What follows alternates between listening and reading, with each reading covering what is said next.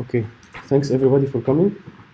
So today is a follow-up session. This is the third Kubernetes session that we'll have in the Falcon School. Have you started this one? Yes, I did. And then, last time we did some hands-on to apply the concepts that we learned in session 1.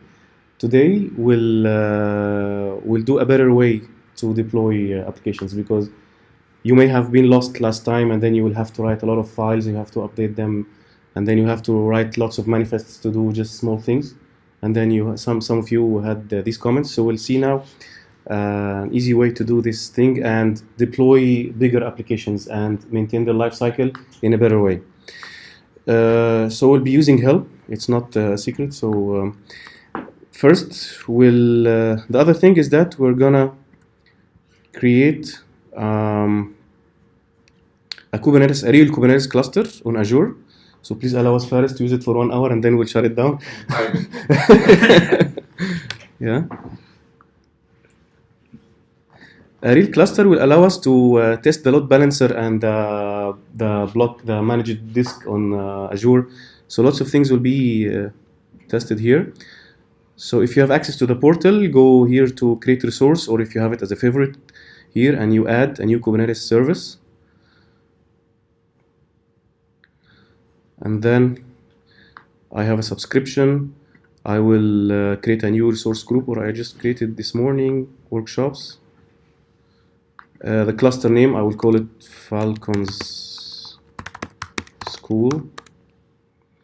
And the region, some benchmarks say that West Europe is the fastest to here, Qatar.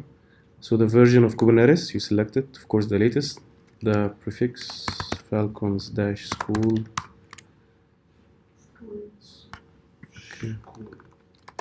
Is there any backward compatibility issues with Kubernetes? Backward compatibility issues? Using the version. Yeah, usually new versions fix bugs and add new features, and yeah, because it's the same version. So if you're they didn't change the major version since they started, so it's all backward compatible probably.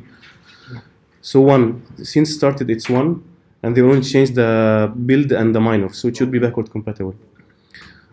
I don't know if there was 0 or not, but this is what I know. So here you select the node size. So I will select the smallest size possible, which is 1 vCPU and 3.5 GB memory. Select.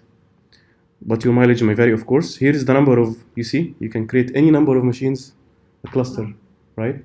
And then your application doesn't care. You just deploy, replicate to 10, 20 replicas. They will all go to all the machines. So I will do 3 machines, just to be realistic. Maximum is? Yes. Max 100, okay.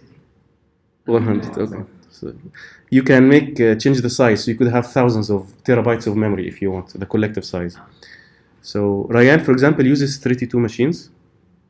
Saqr is now 6. So now this is 3. Virtual nodes, okay. Can always come back and add a new node, right? Of course, yeah. What does it mean, virtual nodes? Okay, so they have a service called ACI, Azure Container Instance, where it can burst serverless environments. So here you have 3 machines. You pay for 3 machines all the time. Sometimes you could have burst load. So if you have autoscaler, you increase the number of replicas for the containers. And if they are pending, you remember last time they will be set as pending. They don't find enough resources to run.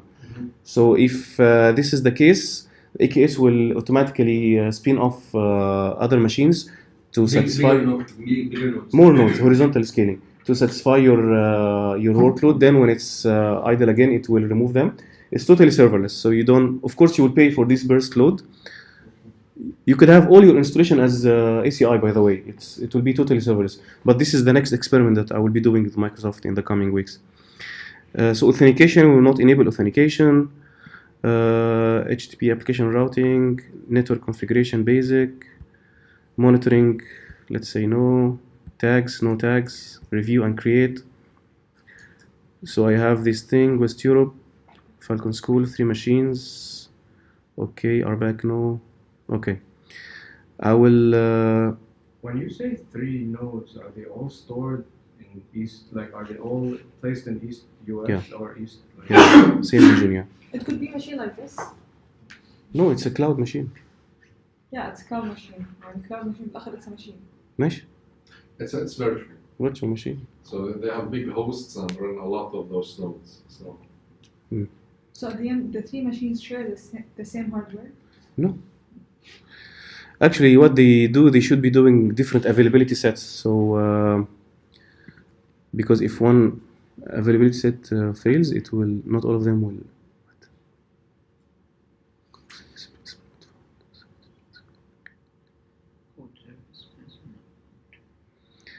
I did this morning, so I don't know what's. Same name? Maybe. Same name I did. Maybe that's the issue. No workshops. Let's create a new.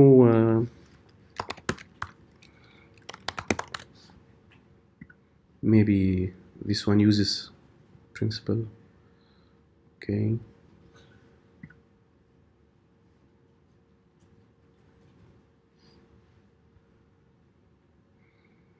This is just validation.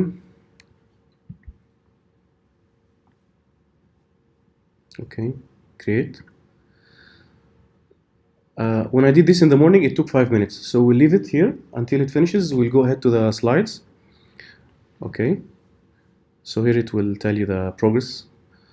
Probably after 5 minutes it will be available. I should have opened this. Slide share. Helm. I think this one.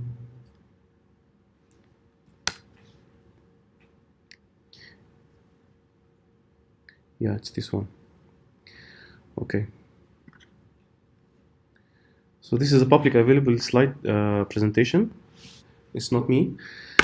So Helm. Motivation. Why Helm? Don't we already use Kubernetes and it's satisfying for us? So how these people use Kubernetes, they have a CI, continuous integration server, where it builds their artifacts, their images, their Docker files. And then once they pass the tests, they deploy them on Kubernetes on GCP, Google Cloud Platform. They are deployed first to the staging or the pre-prod environment. Then they are promoted to production. Now, what they expect, they want a ship to move from this development island to the production island. What happens is that it actually finds some obstacles, some icebergs. It doesn't go really as expected. So what kind of problems they face?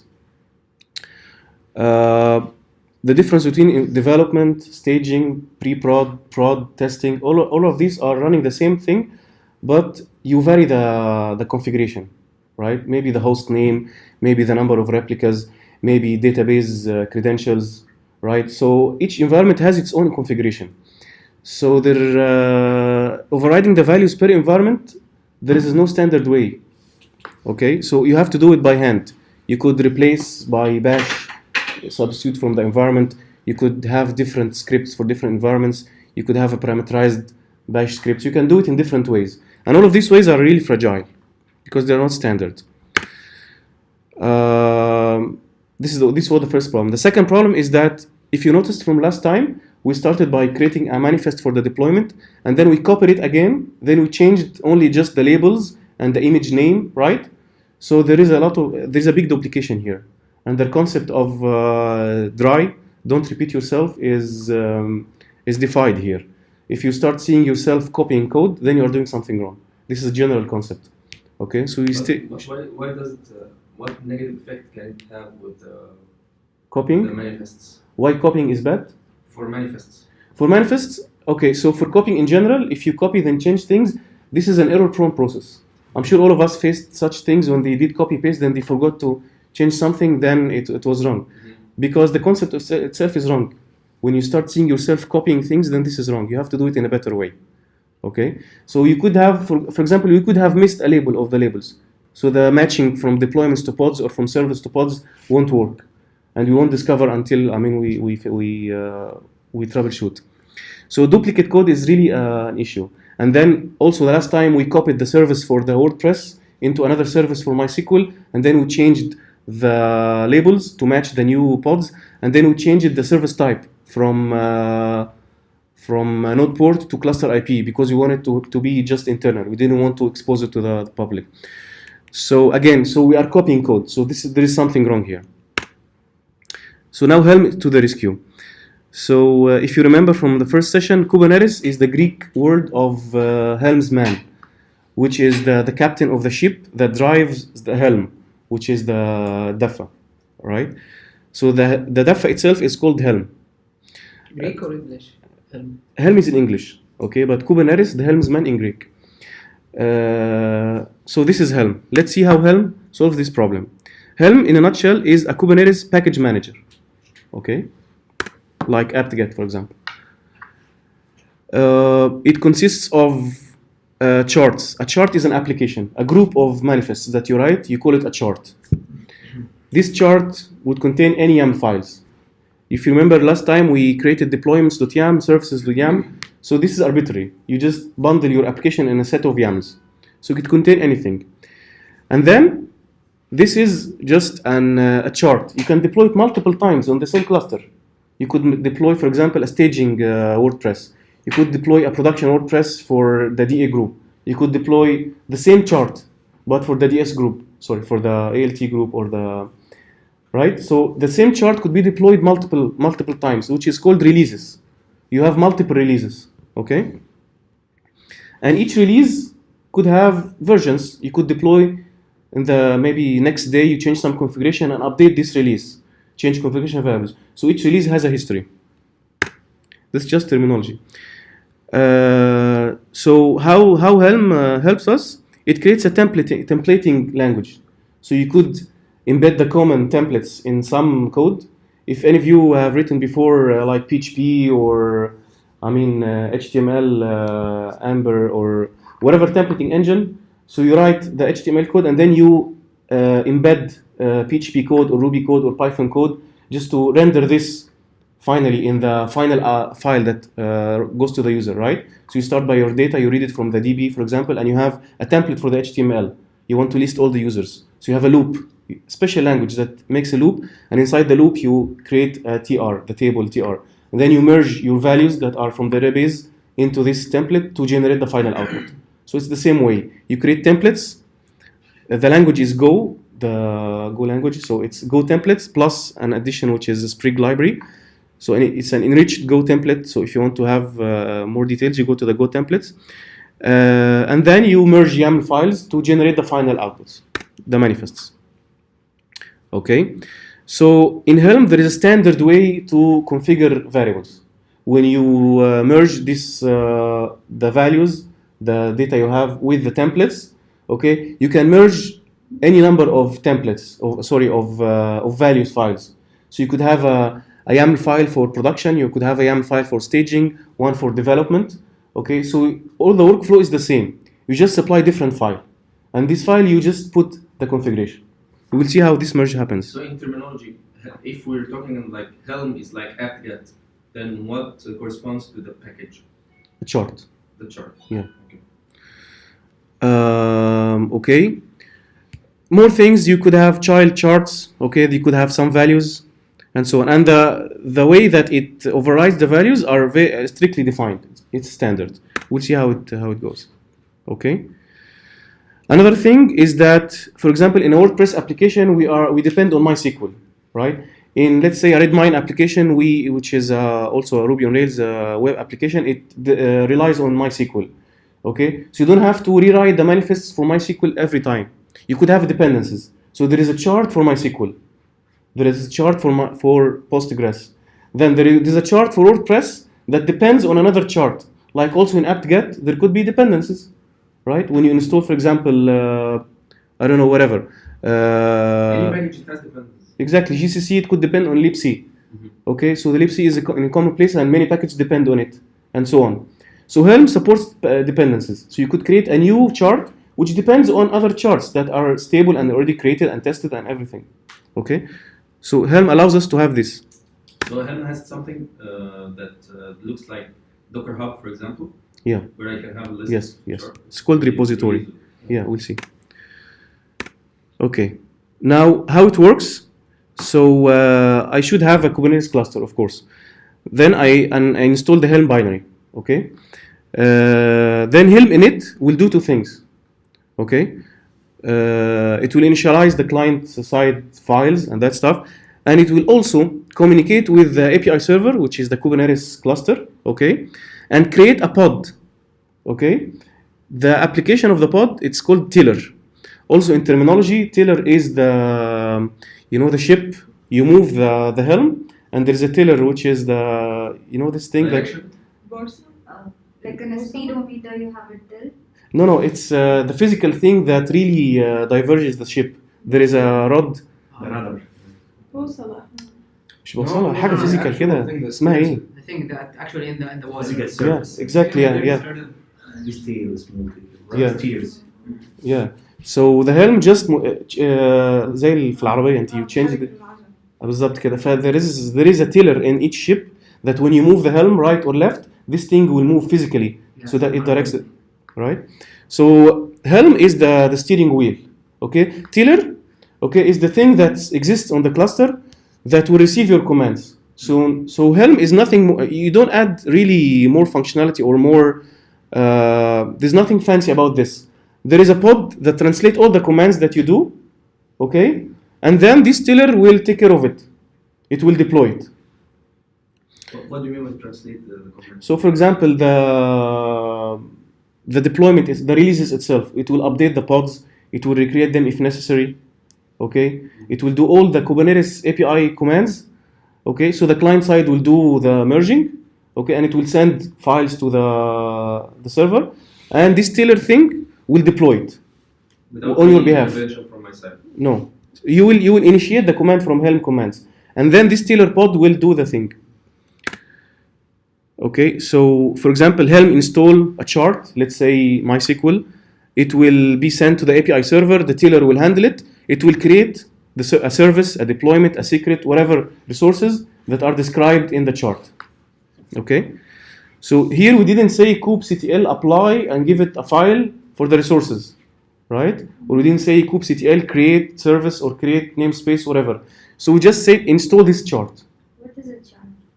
Chart is a package. Container? No, it's a package. First, we started by creating multiple manifest files, YAML files. We group them in something called chart. This is your application, okay? So Like a folder. Yeah, It would be a folder. it will be a folder or archive or whatever, okay? So it will have like multiple pods. Whatever you describe in the chart, you can deploy any type or number of resources. It's just a packet wrapping of your resources. For the example we are following for WordPress, so the chart will include the WordPress package and the MySQL package, yeah. both of them. Yeah, we'll see. Yeah. So, So it creates a release. Yes. no, quick question. So with Kubernetes, you would put all the files that you want to apply. So would Helm do that mapping for you given a chart? You bundle all these files in a directory, okay, and then create the skeleton of Helm and put these files in a directory, and this collectively is called the chart. You can install it from this directory, or you can just archive it and put it on a server, okay, and then it will be installed from there. So there's no chance that two charts shares some part of it, or like some manifest, or they have a common. You could bundle them, if you have a common thing, you could bundle it as a separate chart, and then you could make these two charts depend on them, depend on this thing. You can do it this way. So the next time you upgrade, okay, you just say Helm upgrade the release, because each release will have a name. You can either specify it, or it would be a random name. And then the chart. Maybe you have new changes in your architecture. Maybe you want to override new values, so you add new values here. So this is how you upgrade. Okay? It does all the necessary things to change the values. Release here a new release of my code. Right? A new release of your New application. version or something. Yes, new version. Either you have changed your architecture, you created new deployments, you created new services, or you are Change overriding the different code. values. Or code, of course, because the code goes to an image repository. So you could have changed the tag of your image repo, so it will get the new code. Okay. Okay. The charts. So this is okay. We can continue this part after we do because it will start how to create a chart and deploy it and that stuff. I will pause here, and then we are ready to deploy a chart. Let's go here. Is this done? Yeah. So now I have a Kubernetes cluster called Falcon School.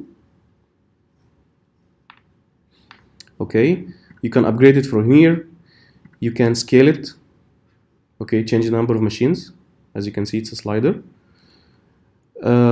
There is monitoring here, but we didn't enable monitoring. So now what I want to do is to, if you remember, we had a context in the kubectl. It needs to know what context to deploy commands to. So we need to grab this context from here. Because I have installed AZ on my machine, I can run an AZ, which is the command line for Azure portal. With a single command, you can download these credentials and merge them into your context so that you can switch to it. If you don't have the AZ CLI, you can, there is a cool thing in Azure which is called the Cloud Terminal. Okay, Cloud Shell, yeah. So I go to Cloud Shell, bash. So this is a shell running on the cloud with full access to my portal. Everything is configured. The CLI is there.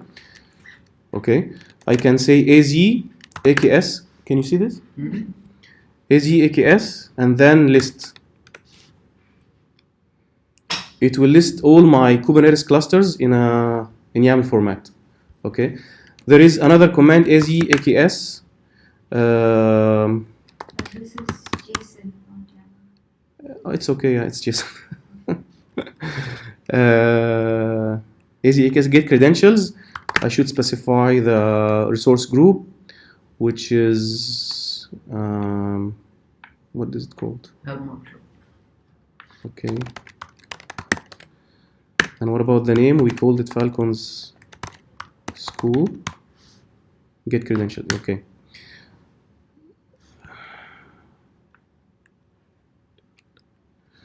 Where it exists in the cluster? Get credentials. Okay, let me remove.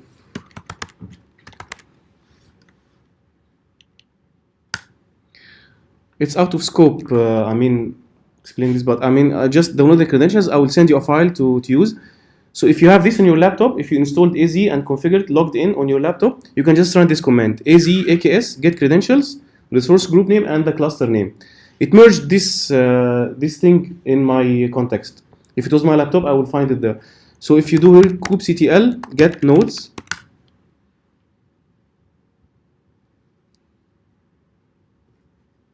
okay, so I have 3 nodes. You can issue any commands here. What I want to do now is I want to take this this configuration file and put it on my laptop manually. So I can do another thing, which is you see this file .kubeconfig.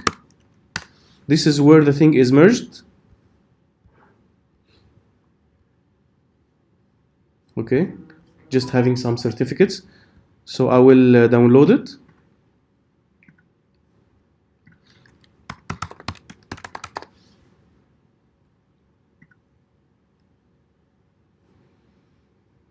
Okay, I have this config.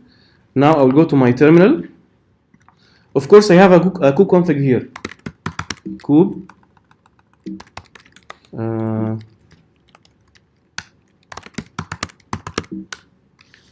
So this is a file that, okay. So either we take this YAML and merge it here manually, or there's another thing where you can export. First, let's download this file, right? It's in downloads. ls downloads this one, right? So now we can do export Q. This is something that kubectl understands. If there's an environment variable called kubeconfig, it will read the configuration from it. It won't default to .kube/config. So I will just export this thing.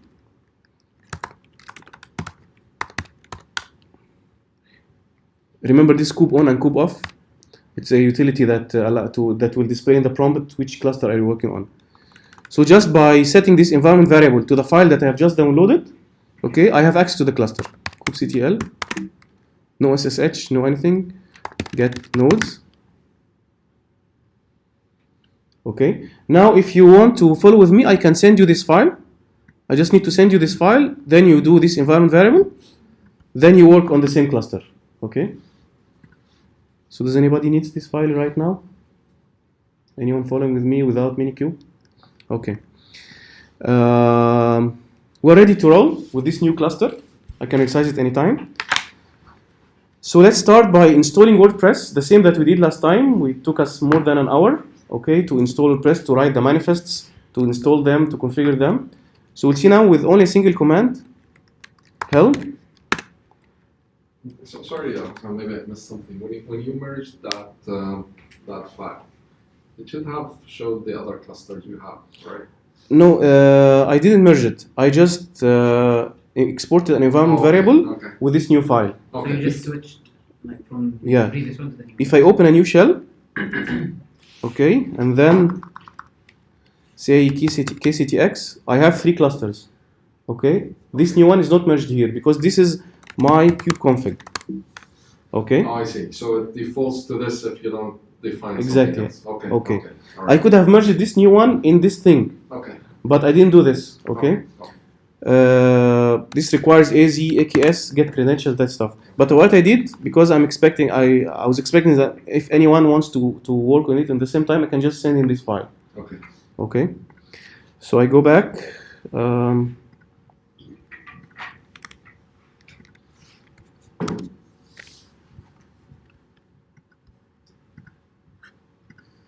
want to deploy these nodes on your local machine.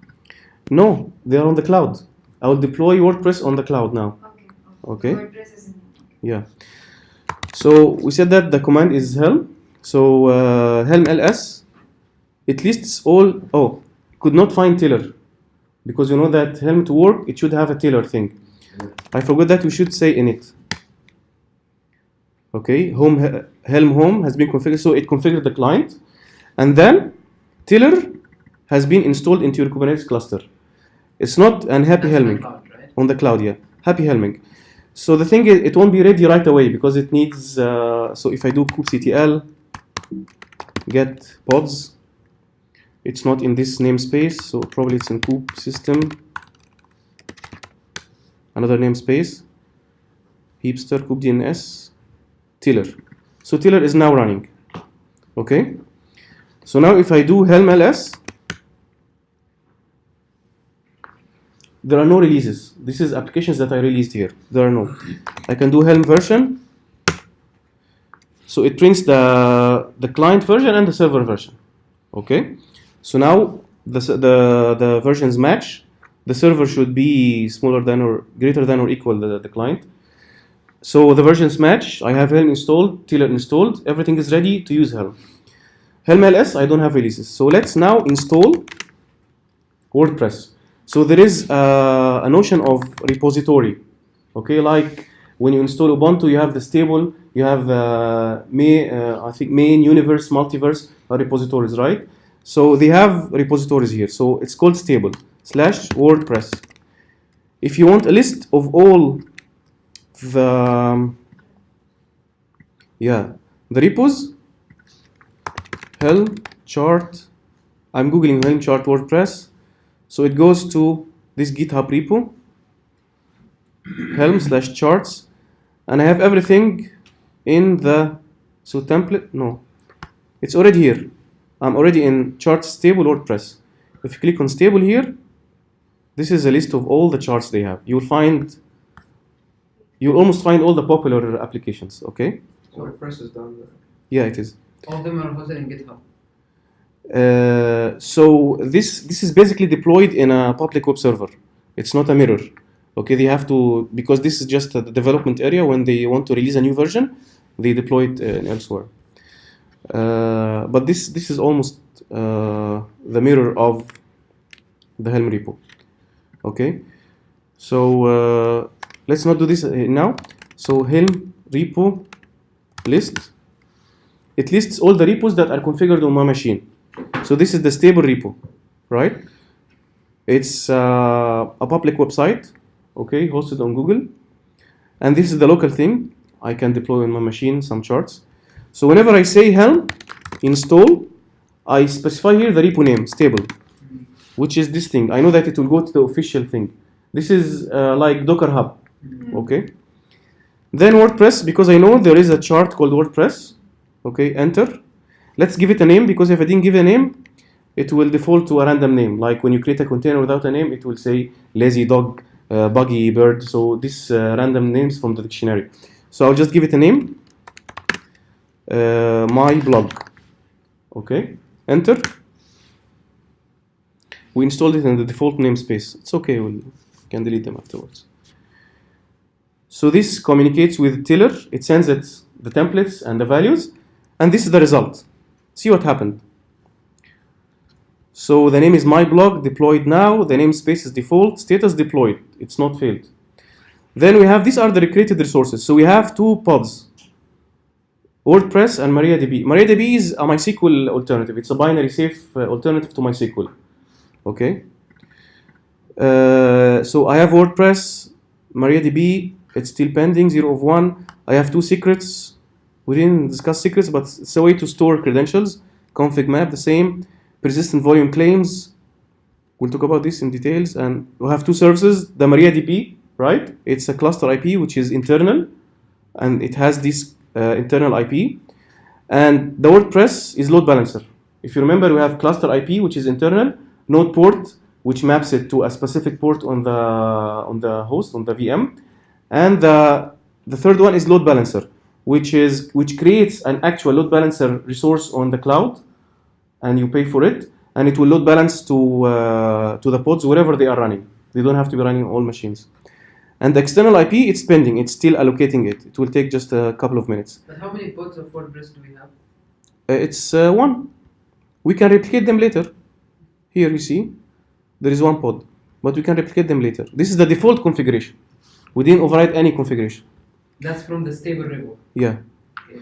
And then I have one deployment, one desired, still 0 available, stateful sets. Okay, now some notes. It will tell me, do this stuff to access your thing. It says it may take a few minutes, of course, for the load balancer IP to be available. Okay, watch the status with this thing. So let's do this. This will just get all the services. Not all the services, it specifies this service. Now it has an external IP. This is an IPv4 public IP. It's actually created on Azure. We'll go and see it. Okay. Get kubectl, get services. So this is the Kubernetes itself. This is the MySQL thing. This is the load balancer, and it has this thing. Okay, let's get all again. So I have still container creating. It's okay, it will take some time. The IP is there. Okay. Now let's go back to the notes. It says export service IP. This command just gets the IP. Or I can just copy paste it from this thing. Okay. So if you can see, kubectl get service, namespace default, my blog WordPress, the service name, the template. This is a Go template language, where it just goes to this specific field in this thing. Echo service IP, you see? Okay, so it prints the service IP. Now let's go back to the notes. I export it, I echo WordPress, this thing.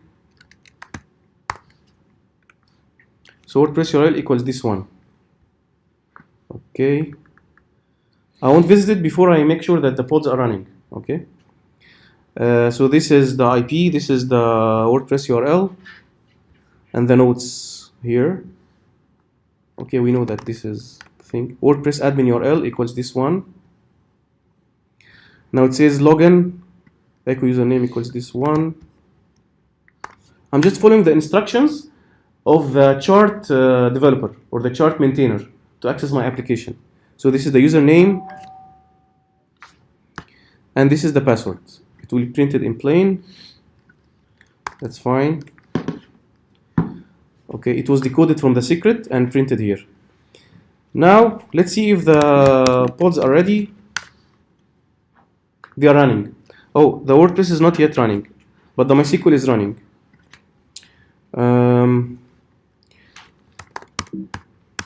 kubectl logs. Let's see what's happening here. Okay. Okay, it's running, but it's still. We mentioned, I think, the liveness check. The Kubernetes wants to make sure that it's running and it's healthy, so it runs periodical checks. Then I think there is a threshold that will mark it as healthy. Okay, get pods. Okay, running 1 of 1. Okay, it's ready. If you do kubectl get deploy or deployment or deployments, all work. So 1 is available from this deployment. So I'm now ready to access my WordPress. I will go to this URL, the admin. Actually, it deployed something, so I can just go ahead and. I don't know why this always thing comes here.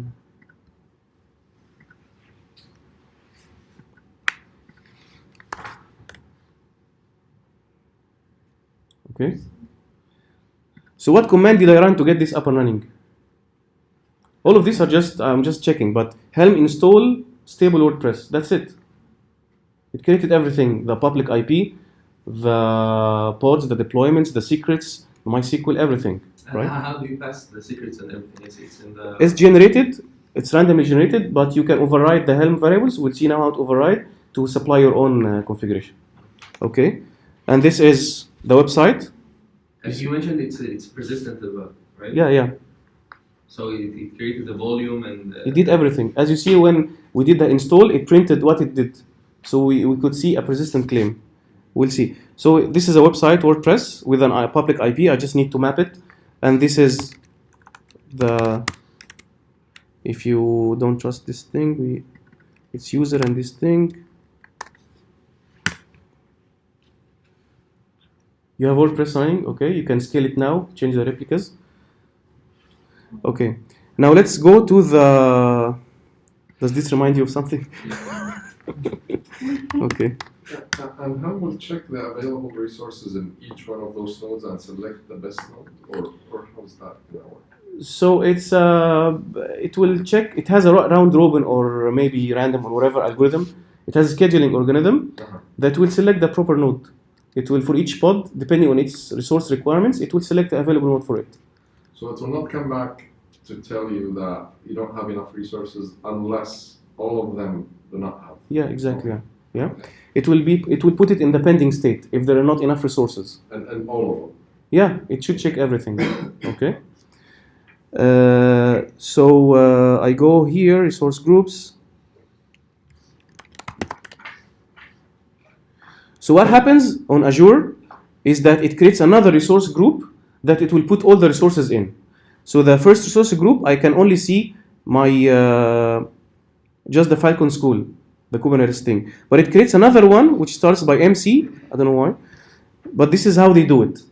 Okay. So this, let's see what happened. It created an availability set. It created the disks for the machines. It created a load balancer. Okay, it created some network interfaces, public IP address here, route table, virtual machines. So we have 3 virtual machines. Okay, and if I go and scale, it will update these resources. So what I pay for is these resources. Okay, the Kubernetes itself, I don't pay for it. Whatever resources that are created by this service, I will pay for. So it's like the minimum requirement for, let's say, WordPress to run, right? Exactly. So before deploying WordPress, okay, I won't see all of these. I won't see the persistent volumes. I won't see the load balancer. But whatever I do in Kubernetes, it could be mapped to a resource on the cloud that will be created. So one thing that I wanted to mention here before going out of this, okay, is that let's go to the WordPress chart. Okay.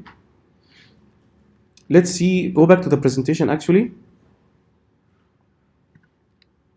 Okay, because now we're going to see how it works, the templates themselves, the charts.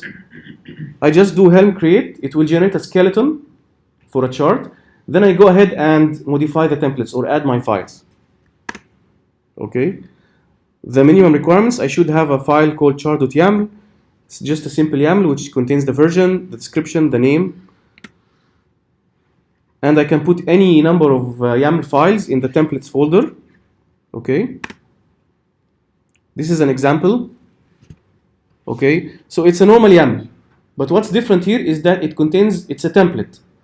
It's not the final YAML. Okay, so you see this double curly braces.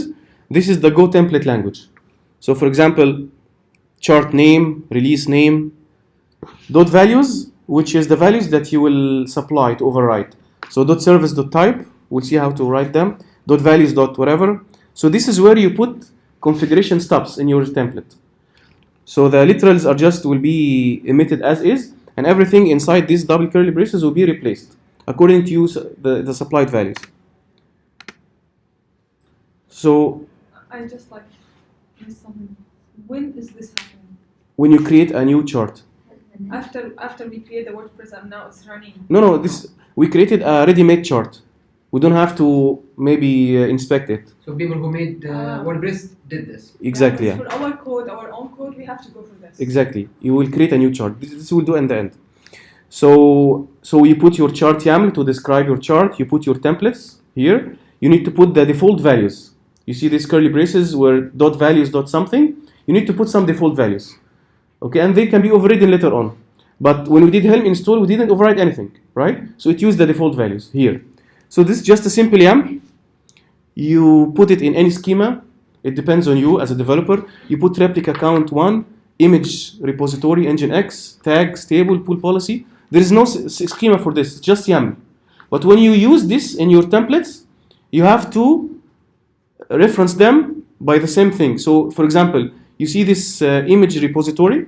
When you want to refer to this in your template, you say dot values dot image dot repository. Okay, if you want to use this service type, okay, so you go here. Remember, it's service type. So here dot values dot service dot name dot type dot whatever. So this is how you merge the YAML file that you put in any schema, okay, with your template. You just need to reference them in the same way. And these are the default values. But all of this is done manually. When you deploy, you can just go with the default values, or you can override them. We'll see now how to override them. Okay, this is for the dependencies.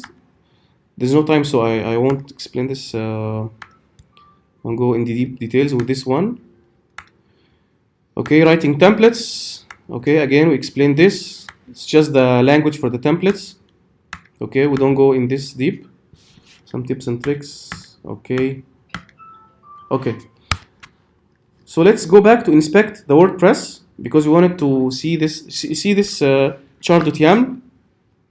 Okay, it has this thing, keywords, whatever, home, sources, name, description. Now there is the default values. You see here. I have image registry, repository, okay, tag. So this is where they specify the default WordPress version, but you can override it. Okay. Now let's go to templates. I can see there is deployment. So there is a deployment for WordPress itself. Okay.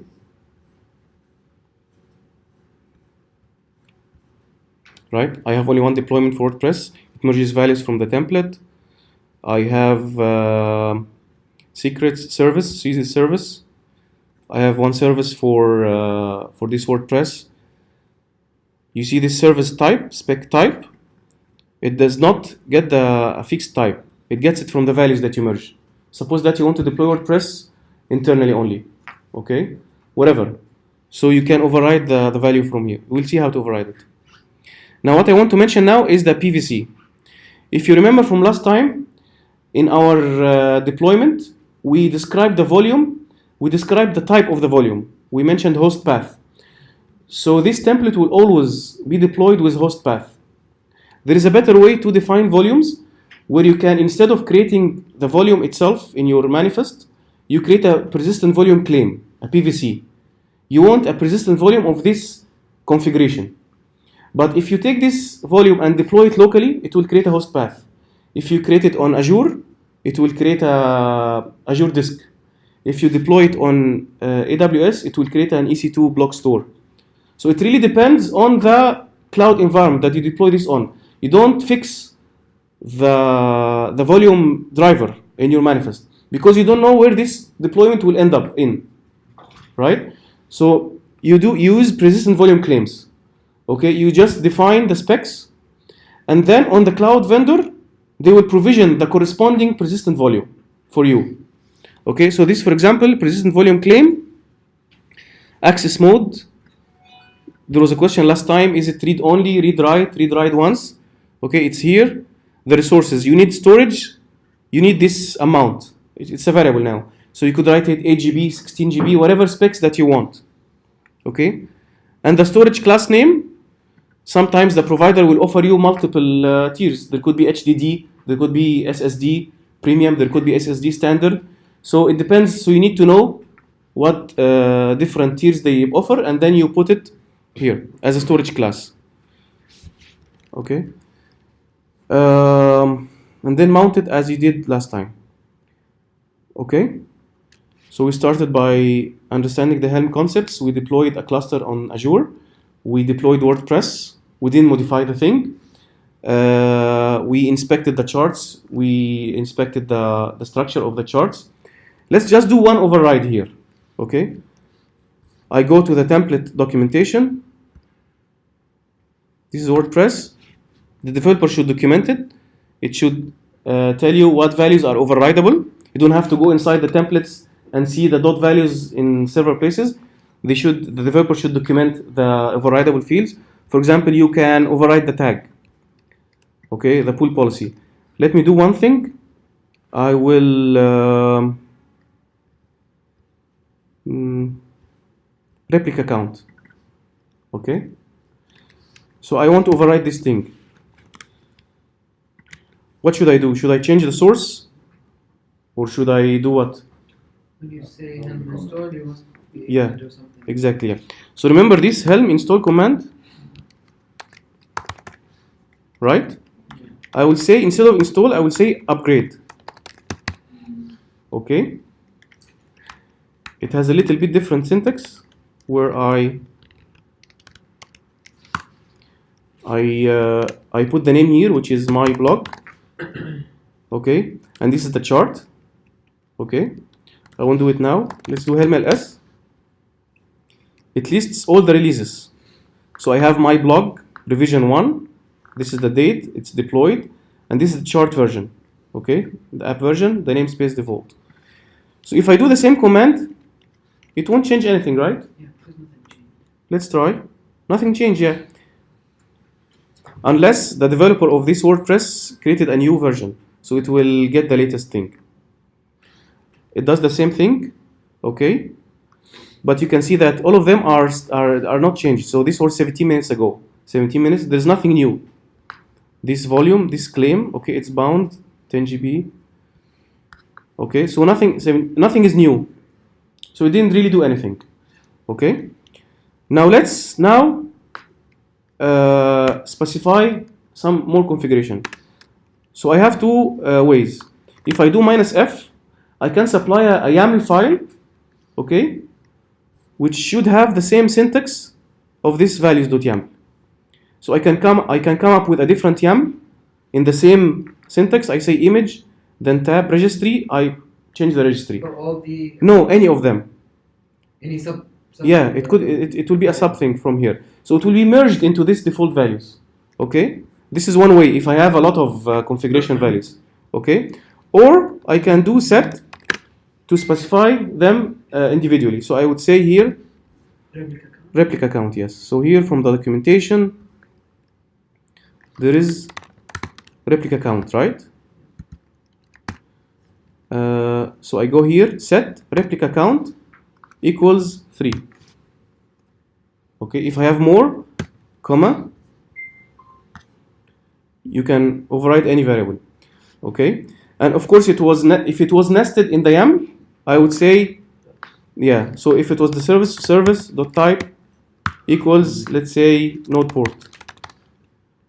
So I put all my overrides here, and these could go in the upgrade command or the install command. I can install it with overridden values. Okay, I only need to change this thing. Okay.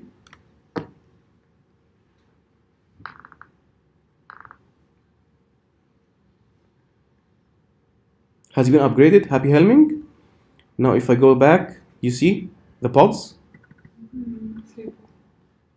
It's trying to create two new pods. I didn't change manifests, right? Okay, let's go back. Last time we explained the advantage of declarative over imperative. We didn't do imperative commands to replicate. We just changed the manifests in a declarative way. Now we didn't even change manifests. Okay, we changed configuration variables that will go in the templates because they are templates. So it will go in the proper places and it will configure the thing. It will be redeployed. Okay. kubectl get pods. Okay. Now 2 out of the 3 are running. Okay. But now you change the number of pods in the command line. Isn't the Not the same command line. Okay. It's imperative. This one is imperative, but it's one imperative command. The correct way is to have, because usually you don't change one variable. Okay. You have a set of variables to change for each environment. So production has a set of variables.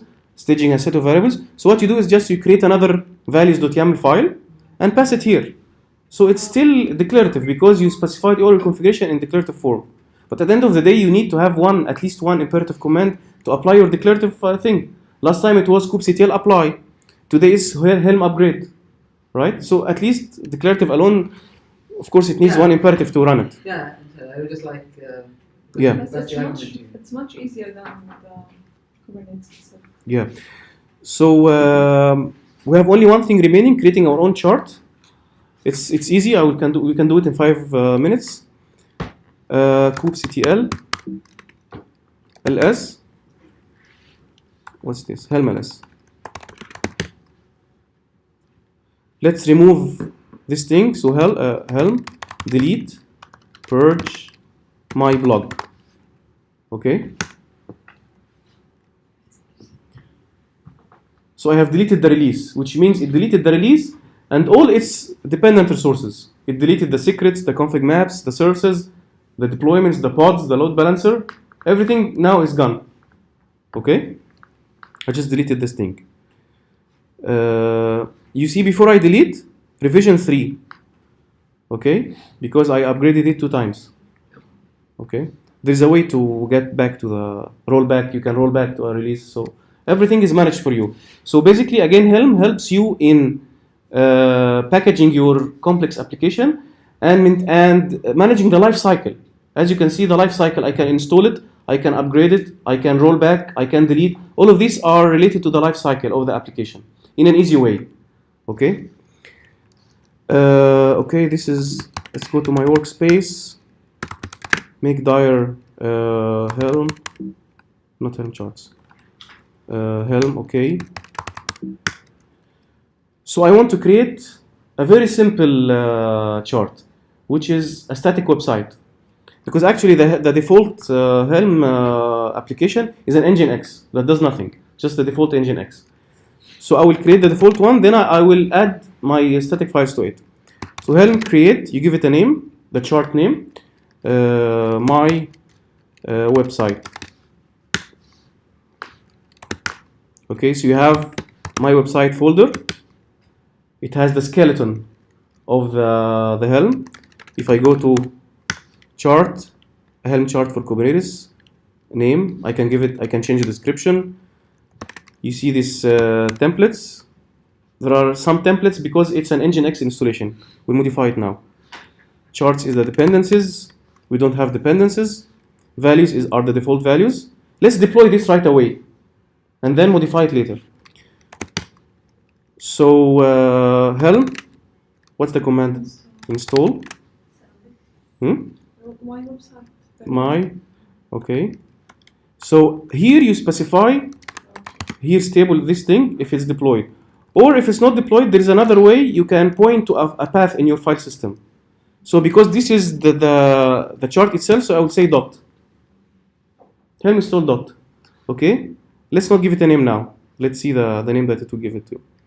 Okay, Helm install dot without any overrides. Maybe I missed something. Where did Nginx come from?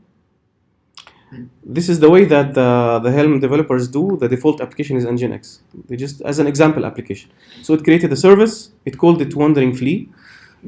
It's a random thing from dictionary. One deployment and one pod and one service. Okay, so it tells me do this. Export pod name, blah blah blah. Okay. This is the pod name. And then echo visit this thing to user application. So I know this is the thing. But because this we are deploying to Azure, so it's not localhost. Okay, I should have used my my local thing here. It's okay. Okay. kubectl. Let's get this working. Get services. Let's see, it might work. Okay, so it's internal. Okay. Cluster IP. So yeah. So now let's do something. Let's go to the templates and modify the service. You see this service type, it defaults to cluster IP. Let's convert it to load balancer so that I can access it from outside. So I'm not going to change it here. I can go to the values. You see this service.type, cluster IP. I won't even change it from here. Okay, this is the default. You're going to create a new file and supply. Or adjust from by set. Helm upgrade minus set service dot type equals load balancer, and the chart is this one. Sorry, the release name, which is Wandering Flea, and the path is here. Okay. You see this service type, this service, it has changed to load balancer. Okay. With the external IP is still creating because it will create a load balancer on Azure. So let's do again kubectl get svc. It's pending. I can do watch. Still pending. So let's give it 2 minutes. While it's doing this, okay, I want to have my own website. Okay. So the easiest thing to do, I will create a Docker file with 2 lines. Okay. First, before doing this, let's have a simple HTML file. Echo h1 welcome to Helm. Okay. I will put it in index.html. Okay. So this is my website. Of course, your mileage will vary. Then I want to create a Docker image from this one. So I create a Docker file. I say here from Nginx latest, copy index.html. Now there is a folder that if you copy your site to, it will be the default website for Nginx. So I will go to Docker Hub. I will look for Nginx. I go to the thing. Quickly, it's this one. So it's user share Nginx HTML. So this is the default website. So I will copy my thing here. Okay. Before doing this, let's check the service. Okay, so it has an IP now. I can simply go here with this IP. Wait, maybe the load balancer is not ready yet.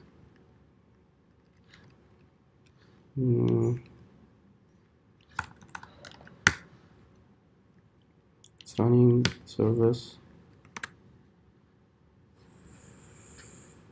Let's see this thing. Fresh. Public IP, load balancer.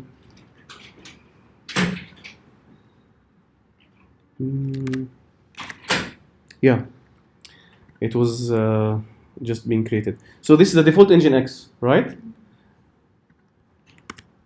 Now let's have our own website. We have a Docker file, we have an HTML website. So You need to build with the image first. Exactly. Docker build. I will do dot. Then I will tag it. No need to tag. Yeah, let's tag. Let's tag. For example, my website version 1. It's built. Okay. Now, if you do Docker images, I have it, right? No? What? My website. This one, yeah. Yeah. So, okay.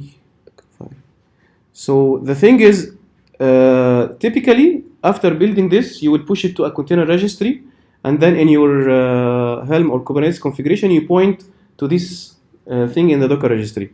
But there is a workaround because it's not local. Yeah, when I was doing the test, it was local, so I can just refer to it. It's already pushed because the same Kubernetes engine is the same as my Docker engine that I used to run. Okay. So Docker tag my website 1, Hamadi, my website 1, then Docker push this one.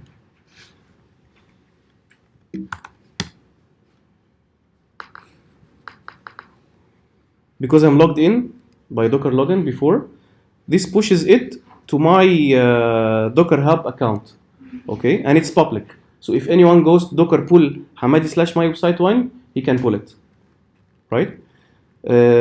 Now what I want to do is I want to put this in override the image of the my Helm chart. Again, either by doing it manually inside the chart, or let's see if it's exposed by variables. Okay, so is it exposed by variables? Let's see. My website, and then I have values. Yeah, it's possible. You see, image.repository and image.tag. Okay. So I can do upgrade, Helm upgrade. Okay. You don't have to specify this. Again, image.repository equals Hamadi/my website, comma, image.tag equals 1. Wandering flea dot. It will understand that it should go for Docker Hub. Yeah, the default is the official Docker Hub. Yeah. But the Docker Hub is public? It is. Sorry, I should go, because I'm not in the same directory, so I can go to this chart itself, and then do the dot, or I could just mention it // or my website. What?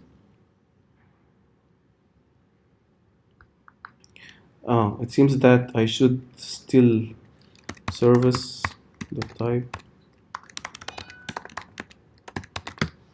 Again, typically you have all these things in a YAML file, right? But good question. If I already upgrade and made it load balancer, the next upgrade will override the previous upgrade? So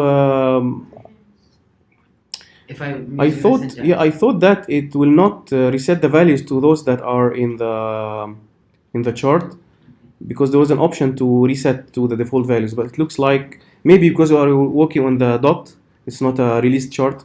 I'm not sure. We need to check. Okay. So it's upgraded. Happy helming. You see this kubectl get pods. It's running 95 seconds. kubectl, okay, describe pod. Okay.